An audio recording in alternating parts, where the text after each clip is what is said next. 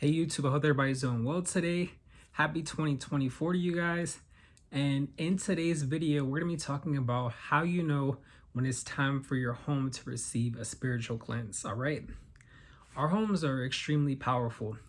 This is the place where we call it our sanctuary. This is the place where we come home, where we come to rest. This is the place where we gather with those that are close to us, loved ones. And one of the biggest things about our homes is that we want to make sure that that energy is flowing. We want to make sure that that energy is peaceful, that that energy is grounding, that it's balanced, okay? So we're going to jump right in, all right? So I want to talk about what are the signs that you see. How do you know when your home or any home for that matter needs a spiritual cleansing? One of the biggest things that I always keen in on when I walk into a home is what do I feel like, you know? Have you guys ever been into one of those homes where you feel like you're in Wonderland, where you're drawn in immediately, where you feel this instant sense of comfort, right? So you enter into that home like that, but in addition to that, it's hard for you to leave that home. You don't want to leave, you want to stay. That is a house with very uplifting and very positive energy. That positivity aligns with comfort, all right? Now let's take it to another notch on the parallel, right? Let's talk about a home that you walk into where the energy is not so good. One of the biggest things that I always notice is that my heart gets heavy. You know, it feels like there's something on my chest, or it feels like I get immediate anxiety. That's one feeling. Another feeling that you may pick up on is that you may notice that you get uptight.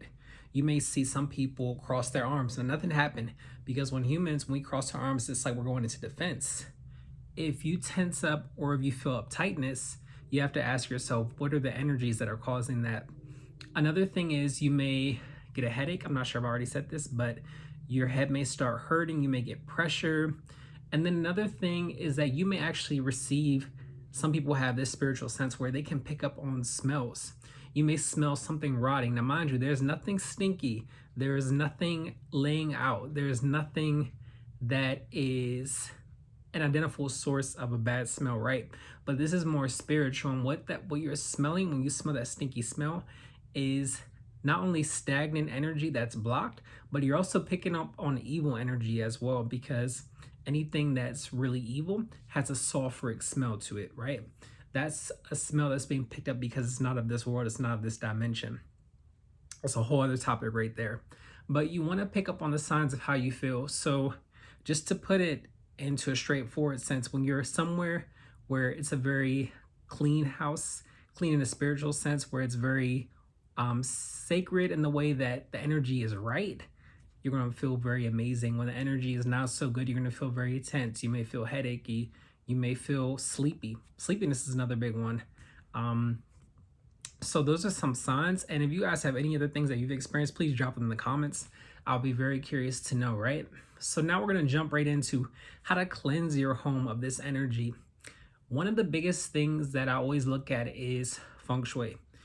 How are the objects organized in a space? Because a space that's cluttered is not going to allow for energy to flow. It's going to enable blockages to happen.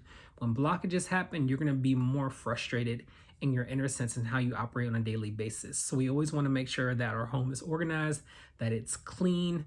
That saying cleanliness is next to godliness goes 100% in so many ways. I mean, there's truth to that. So having a clean home. Another thing that you want to do if there's really, really heavy energy is you want to sage your home, right? Now you can use sage. This is very clearing. You can use, this really is good at cleansing negative energies and just clearing out that space of any stagnant energy too. You can use sage. This is white sage in particular. You can also utilize Palo Santo, which is really awesome for cleansing out negative energy, but also bringing in positive energy. And you can also utilize cedar. Cedar is really powerful for spiritual cleansing in a home, but it's also powerful for protection purposes as well. So these are some really great ones that you can utilize. And I would recommend that when you're smudging and you light this with a lighter and that smoke is happening, open up all the windows in the home so that old energy can be released. And after you've been done saging, leave those windows open for at least 30 minutes to an hour allow for full clearing to your home, and then you're gonna bring in that new fresh energy. Another thing that I like to do after saging is to bring in some sweetgrass. Sweetgrass is really powerful for bringing in harmony, bringing in new positive energies. All right. Now we're going to go ahead and jump into some different realms. Another thing that I love, this is really big in my culture in particular, and African culture, and also in Caribbean culture, is agua de Florida, Florida water. It's also big in Hispanic culture too. Florida water is amazing because this can be utilized for many things. It can be utilized for spiritual cleansing and also bringing in abundance. And with Florida water, two things that you can do is that if you have hard floors or wooden floors, is that you can add this to some mop water, and you can basically say prayers as you're mopping or pray over that water beforehand. And what you can do is mop your floors. And what that's going to do is that's going to bring in a lot of harmony and cleanse out any negative energy. This is extremely powerful stuff, and it goes back many years ago. Even slaves used to utilize this. Back in the olden times, the African descendant slaves, and they would utilize this because basically it was a way for them to, on the outside, mask this as a cologne, when it was really and truly a powerful spiritual elixir that was utilized under that guise of cologne. All right. Another thing about Florida water that you can do is you can actually get a bucket of it with a sponge and wipe your walls down as well. Another powerful way for spiritual cleansing. Other things that I don't have here right now, there are many other things that you can utilize for spiritual cleansing. You can utilize a drum. You can also even light a candle, have that candle scent up the house, open up the windows as well, let that fresh air in. That's going to neutralize a lot of that negative spiritual energy and bring in newness.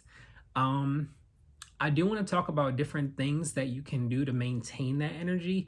Keeping your home clean, number one, that's a powerful thing. Number two is actually having plants. Plants keep the energy lively because they're living specimens. Plants are living beings. So that energy in that plant life is going to keep that home constantly having new energy filtering in and coming in. Open your window at least up once a day. Let that fresh air come in and come through. Let it take out anything that shouldn't be there. But that fresh energy, that newness, is going to be very uplifting to your home. Keep your curtains open, y'all. That sunlight is also very powerful energy. It's going to bring in a fresh element of cleansing out anything spiritually that is not of a higher light. And also one thing about sunlight is that it's very powerful for cleansing your home of mold. If you're constantly having light come in, it's going to keep everything in balance. All right. So we don't want to have our curtains done all the time because it's going to keep the energy very low. All right. And then some basic things that I call them basic, but they're sometimes really hard to remember. But we don't want to have anyone in our home that is not of good spirits, meaning you don't want to invite someone in your home that you know doesn't truly have your best interests. You don't want to invite someone in your home that is very negative, very pessimistic. Once again, our home is our castle. Whoever we have in our home, oftentimes they're leaving an energetic imprint or signature once they've left. Meaning, if you have someone and they're carrying a lot of stuff spiritually on them, and you have them in your home, that stuff can open up and those spirits can stay once they've left.